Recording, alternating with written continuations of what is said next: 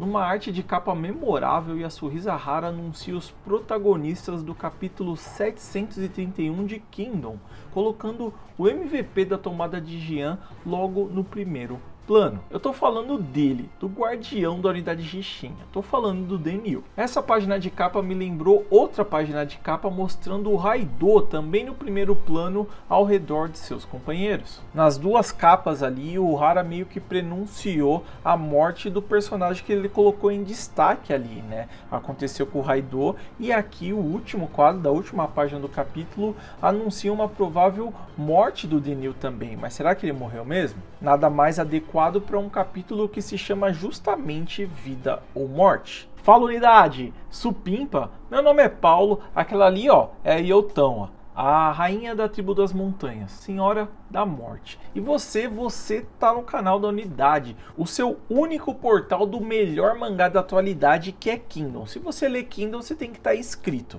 A nossa jornada heróica aqui no canal é levar Kingdom para todo mundo que não só curte uma boa história como tá cheio por aí, não. Eles vão descobrir uma das melhores histórias de todas as suas vidas. A gente vai ser tipo a Carol Moreira e a Mikan com Game of Thrones, tá ligado? Então já se inscreve no canal, ativa o sininho para receber as notificações, deixa comentado logo de cara a hashtag chama acesa para ajudar no engajamento, certo? E agora prepare-se para ter a sua experiência expandida, porque o que eu reservei para vocês hoje, esse vídeo, galera, esse vídeo tá imperdível. Então prepara um bom tempo de qualidade aí para você apreciar essa obra-prima que é Kingdom. Tá pronto?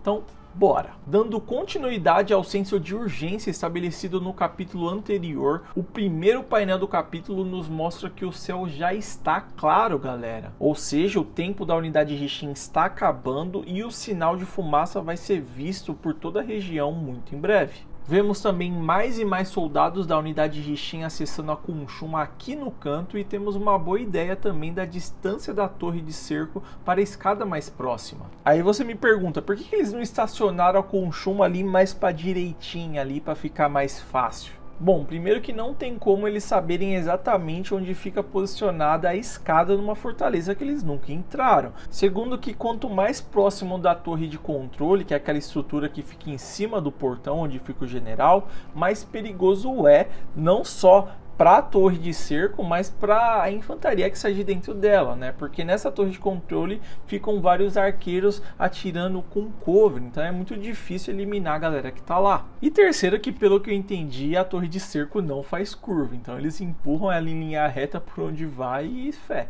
Então o Ensan menciona que além ali dos agravantes, né, do amanhecer tá chegando e o sinal de fumaça que tá no céu, eles também ouviram cavaleiros fugindo pelo portão oposto, né? Provavelmente batedores e mensageiros para avisar o Riboku e geral ali por perto que Jian tá sendo atacada. Mas aí o Hara nos lembra da importância do Naki na unidade Jixin, pois ele antecipou isso e já posicionou seus homens ali, que são batedores de elite, né, para justamente interceptar ali os mensageiros que saíram de Jian. Então, Jian nesse momento tá sitiada e isolada do mundo, e é assim que o Naki garante ali pelo menos um pouco mais de tempo extra para o Shin e seus homens que estão com a missão ali de abrir o portão de Jian pelo lado de dentro. No entanto, o mesmo alívio proporcionado pela providência que o Naki fez é atenuado por ele mesmo, falando que o problema não vai ser o Riboku ser alertado. O problema é que todos os exércitos da região vão ser alertados muito antes e a unidade Jixin vai ser atacada por todas as direções. Então isso soma mais um senso de urgência aqui no capítulo e fica por aí que a coisa vai ficar pior. Agora eu quero saber quem mais aí ficou feliz da vida com a evolução do Garo como personagem, né? Ele que era ali o personagem mais ranzinza, mais pessimista ali da unidade Jixin, que só via o lado ruim das coisas, né? Agora foi ele o único a tranquilizar a cavalaria ali geral, falando, não, ó, pode confiar que o Shin e a infantaria vai conseguir abrir o portão. A beleza disso é ver que o Garo de fato evoluiu e aprendeu uma lição valiosa graças a um colega que está bem ali do ladinho dele. Após a improvável travessia do rio de Kokuyo, que Garo não botava fé nenhuma que aconteceria, Garo se desculpa pessoalmente com Ensan, dizendo que estava errado e reconhece o valor de Ensan e seus homens. E o que a gente está vendo nesse capítulo aqui é justamente o reflexo dessa dinâmica, desse ensinamento que o Garo teve com Ensan lá centenas de capítulos atrás, que foi colocado sutilmente pelo Hara aqui nesse capítulo. Muito legal, né? Então, assim como o Shin disse que faria, vemos ele e o trio monstro da unidade de Shin mandando soldados de Zal pelos ares, ao ponto de fazer a retaguarda de Zal não acreditar no que eles estão vendo diante de seus olhos. E aqui, galera, eu queria destacar a arte do capítulo, que tá assim, cara, alguns degraus acima do normal, principalmente esse aqui, mas o anterior também, provavelmente como resultado do hiato de 2 semanas que Kingdom teve, e que a gente já tinha comentado, a gente já suspeitava que viria coisa muito boa pela frente, não só narrativamente falando, mas também artisticamente, porque, cara, quanto esforço, quanto detalhe e quanta noção mesmo de direção, de enquadramento, de campo de visão, né? A complexidade das cenas aqui foram basicamente não precisa de anime. Você conseguiu entender direitinho a geografia. Eu vou falar mais sobre a geografia aqui nesse vídeo, mas eu queria sim destacar aqui e louvar a arte do Hara e sua equipe aqui, que, cara, parabéns. Aliás, preparar capítulos tão detalhados assim demonstra um planejamento muito bom do Hara e sua equipe, né, que provavelmente já sabiam do esforço acima do normal que eles precisariam injetar nesses capítulos, e talvez seja por isso que eles pediram 2 semanas de hiato para conseguir preparar isso a tempo. Pelo menos é isso que eu suspeito que eles tenham feito, né? Como gerente de projetos, pelo menos é isso que eu faria. Em seguida, a gente vê um superior de Zal ali antecipando que aqueles 4 monstros podem sim, eventualmente, de fato chegar até a escada. Então ele ordena que reforcem a retaguarda. E isso é uma decisão que vai reverberar ali mais pra frente no capítulo, eu vou falar sobre isso. Mas o que é interessante notar aqui nessa cena é que, cara, ele é um comandante, né? Parece ser o capitão ali da infantaria que tá sobre a muralha, ele que tá distribuindo as ordens, então o cara deve sim ser experiente. E quando ele vê, né, não só o Shin, mas o Ryusen, o Tetsu e o Denil ali, cara, estraçalhando, mandando os caras pelos ares, literalmente, ele provavelmente já entendeu ali que, o nível, né, de força que o Shin e esses caras estão entregando ali, o nível de destruição, deve estar, aliás, com certeza está pelo menos no nível de um general, quem sabe um grande general. E, por eles não terem alguém desse nível ali, o cara já se ligou e falou, cara, se a gente não conseguir, tranca a retaguarda aí, porque os caras vão passar. Nesse momento a gente vê o Denil e o Shutetsu ali sendo perfurados ali por lanças, né? E quando eu estava preparando o vídeo aula do meu processo criativo, como que eu escrevo os roteiros para os reviews aqui do canal que vocês pediram, o vídeo vai sair aí nos próximos dias, eu tive a ideia de contar quantos ferimentos, né? Quantas perfurações, quanto dano cada um dos combatentes ali do trio monstro receberam ao longo do capítulo, porque dessa forma dá pra gente ter mais ou menos ali a ideia de quanto de HP cada um deles tem, né? Quanto mais HP, mais dano eles conseguem receber, uns mais que os outros, né? Você já sabe. Outro incremento aqui que eu pensei colocar nesse review aqui é que se a gente usar a perspectiva do RPG de mesa, aí se você já jogou, tem uma ideia, quando um personagem, né, ele tem o seu HP zerado, não significa necessariamente que esse personagem morreu, ele só fica fora de combate, ele fica nocauteado, ele fica in prone em inglês.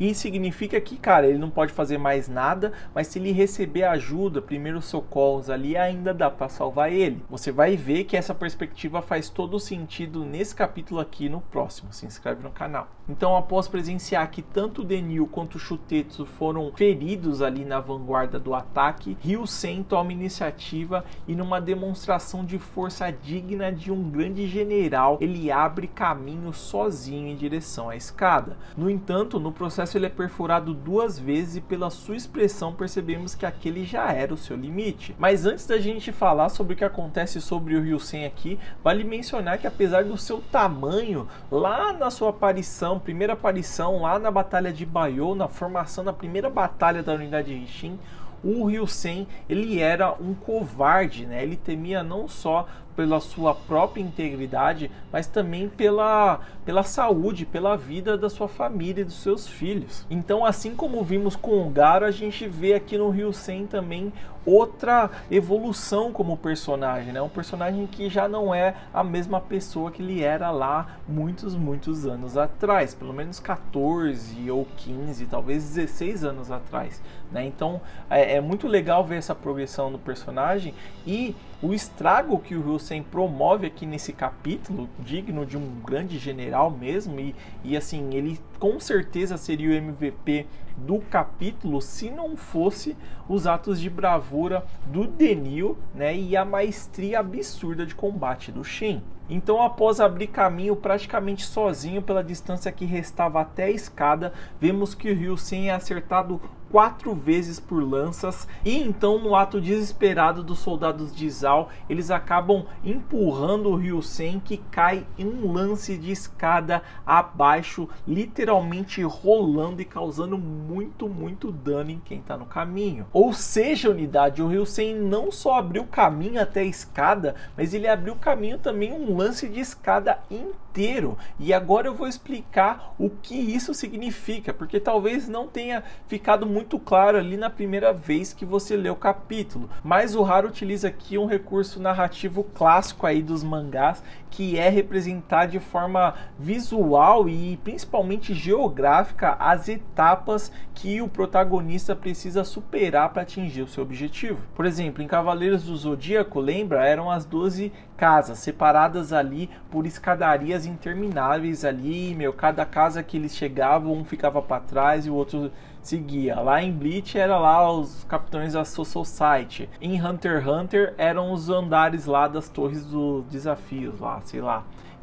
Por exemplo, em One Piece, o Oda adora espalhar os chapéus de palha por várias salas fisicamente separadas, ou regiões, ilhas, andares, e assim vai. Narrativamente falando, isso serve como limites rígidos que estão lá para separar o caminho dos protagonistas, diluir a sua força e de quebra aumentar a tensão, fazendo com que o grupo vá ficando para trás aos poucos à medida que avançam. É como se o grupo do protagonista tivesse que pagar um preço, um custo, uma espécie de pedágio para cada etapa que eles vão evoluindo em direção ao objetivo final, deixando ali o senso de urgência, a tensão, né, a expectativa cada vez mais alta por causa da dificuldade que vai aumentando em direção ao objetivo final. Aqui nesse capítulo de Kingdom dá pra gente separar o objetivo final da unidade Risshin de abrir o portão da fortaleza de Jian em 5 etapas muito bem definidas. Primeiro, eles precisam abrir passagem na muralha em direção à escada.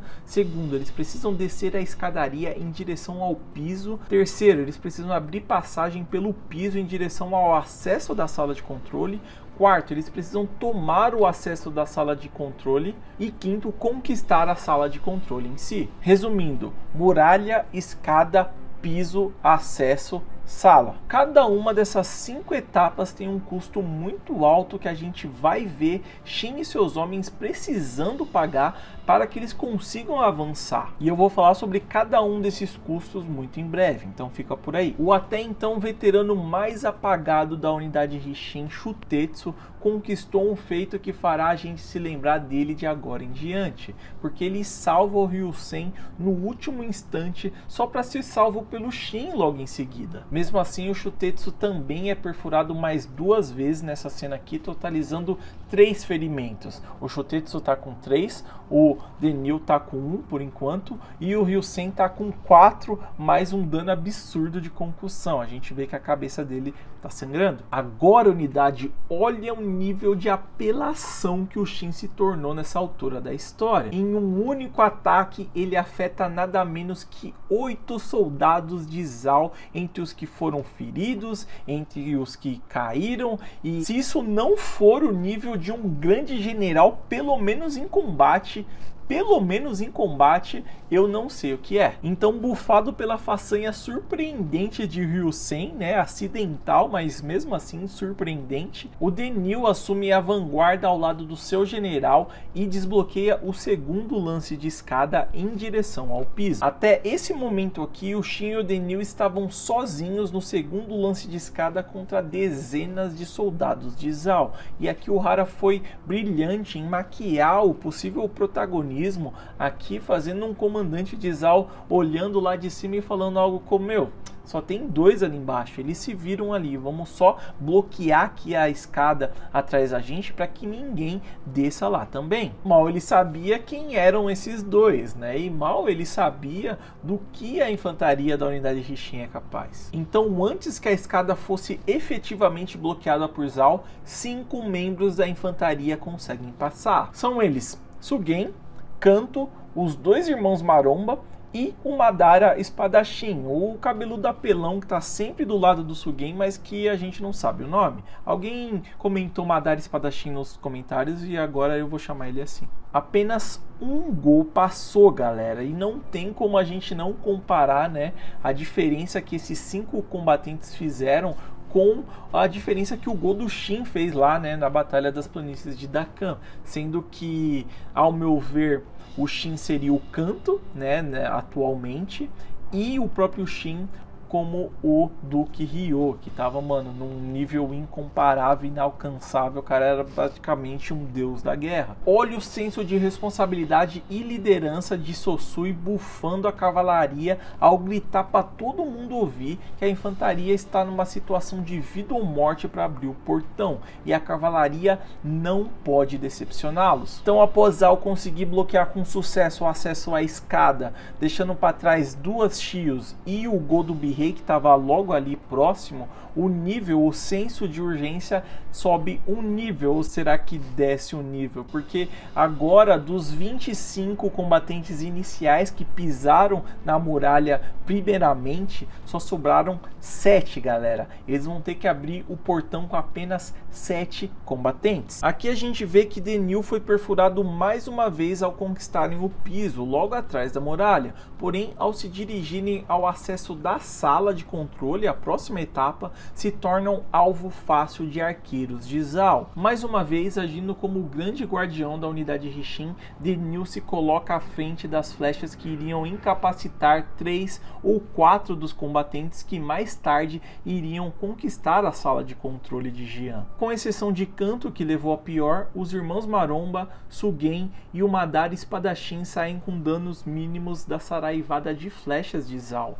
Notem que, diferente de Deniil, que não conseguiu defletir nenhuma flecha, Shin consegue defletir 3 delas, sendo que 2 provavelmente iriam atingir quem está logo atrás. Deniil é acertado mais 4 vezes por flechas, enquanto Shin continua ileso, e é ele que se sacrifica, tomando a decisão de encarar nada menos que 20 arqueiros sozinho, para que os seus homens pudessem seguir a missão. Lembra que eu disse que cada etapa da missão tem um custo bem caro? Então, quem paga aqui o preço nessa parte, né, na etapa do piso, é justamente o Shin. É quando o Kanto hesita, sem saber se vão conseguir superar mais uma parede de escudos, um corpo perfurado 6 vezes surge à sua esquerda, abrindo caminho mais uma vez, desbloqueando agora o acesso à sala de controle. E não só isso, é ele também que bloqueia a entrada, se tornando um legítimo guardião dos portões Lucas nesse momento. Mais uma vez vemos o senso de responsabilidade e a experiência do Denil aqui ao ordenar que os rapazes da infantaria ali prosseguissem caminho para dentro da sala de controle, que ele já sabia que também estaria protegido. Notem também a confiança que o Denil deposita no comandante de infantaria Sugen, passando para ele a missão que o Shin deu não para o Sugen, mas para o Denil. É como se o Denil estivesse passando o bastão para frente, entregando a missão que ele recebeu do seu general para o Sugen completar, mas sem perder a responsabilidade e o comprometimento da ordem que ele considerou feita para o Shin no capítulo anterior. Olha o capricho do Hara em aumentar a nossa tensão, nos mostrando a cavalaria a postos, apenas ouvindo os gritos da infantaria do outro lado da muralha.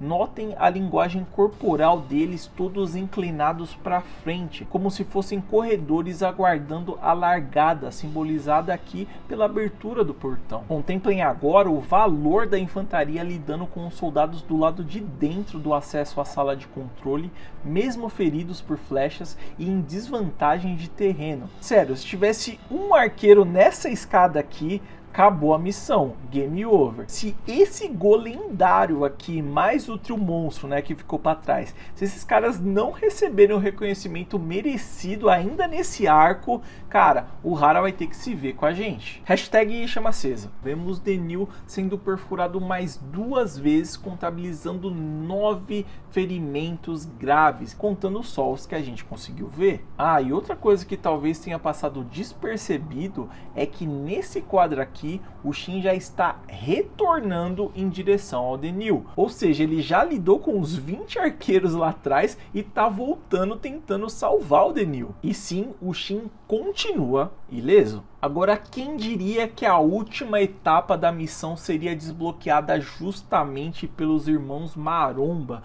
que arrombam a sala de controle na força bruta. Ah, e já que eu trouxe a perspectiva de RPG, Dungeons & Dragons aqui mais cedo no vídeo, vale mencionar que em RPG de mesa também é possível você arrombar portas trancadas que você venha encontrar fazendo um cheque de força. É um cheque bem difícil de você conseguir, mas que, se a gente for considerar aqui em Kingdom, os irmãos Maromba conseguiram passar nesse cheque. Você tem que rolar um dado e tirar um número muito alto para você conseguir. Só que se você tiver a ajuda de outro player, você consegue vantagem nessa rolagem e aí fica mais fácil. É justamente o que a gente está vendo. Então, quando vemos que a sala de controle tem apenas 2 soldados de Zal, a gente já sabe naquele momento que eles haviam conseguido. O portão de Jian se abre e o seu guardião sorri.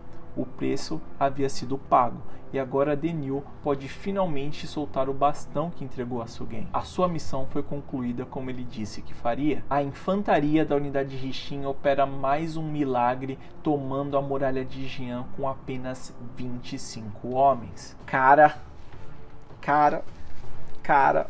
você, eu, nós acabamos de presenciar um dos melhores capítulos de Kingdom que a gente já leu, galera. O Hara tá sempre subindo de patamar, explodindo nossas mentes. E calma que o review ainda não acabou. Eu tenho mais coisa aqui para falar de tão hypado e inspirado que eu fiquei para fazer esse review aqui, galera. Foi muito divertido, deu um trabalho desgraçado, mas a gente vai continuar. Fica por aí que eu vou mostrar mais algumas coisas bem legais. Agora vamos recapitular o total de dano tancado pelo trio monstro nesse capítulo. O Shutetsu ele recebeu 3 estocadas de lança e ficou fora de combate. Já o Ryusen recebeu 4 estocadas e mais um dano alto de concussão por queda. Já Denil recebeu 4 estocadas de lança que a gente viu, mais 5 flechadas. O Ryusen, o Shutetsu e o Denil morreram com esses danos aqui? Bom, se você já leu o capítulo 732, você já sabe o que aconteceu. Agora eu preparei um esquema mais visual aqui para te mostrar a estrutura narrativa que o Hara escolheu para contar esse capítulo. Durante o vídeo eu mencionei que cada etapa da missão da unidade Rixin exigia um custo, certo? Nesse esquema aqui a gente vai colocar isso em perspectiva. Primeiro, o preço para atravessar a muralha foi o Ryusen.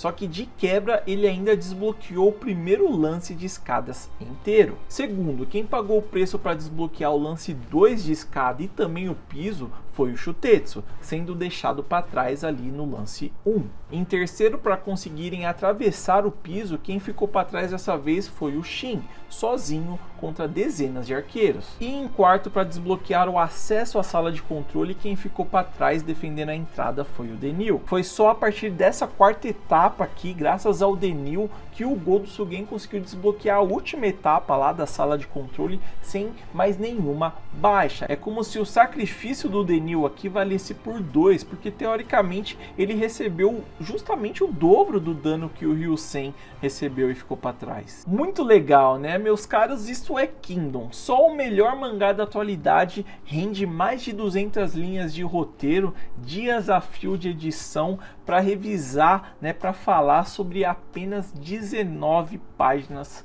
semanais. E que 19 páginas! Se você chegou até esse momento do vídeo aqui, eu espero do fundo do meu coração que a sua experiência tenha sido expandida. Lembrando que eu faço tudo sozinho aqui no canal da Unidade. O canal está caminhando aí para 3 anos de existência e quase 5 mil inscritos. Então eu conto com você para deixar o like, o seu engajamento, comentando chama acesa, certo? A ativação do sininho para você receber as notificações. Só lembrando que ao você se juntar ao clube de membros do canal, você tem acesso ao grupo fechado para falar de Kingdom diretamente comigo, e você tem acesso ao link da loja do canal para comprar quadros como esse da Yotama e do Duke Ryo do último vídeo. Ufa, chegamos ao final do vídeo, 1h40 de gravação, a minha garganta já está doendo, então eu estou ficando por aqui. Mantenha a sua chama acesa e tchau!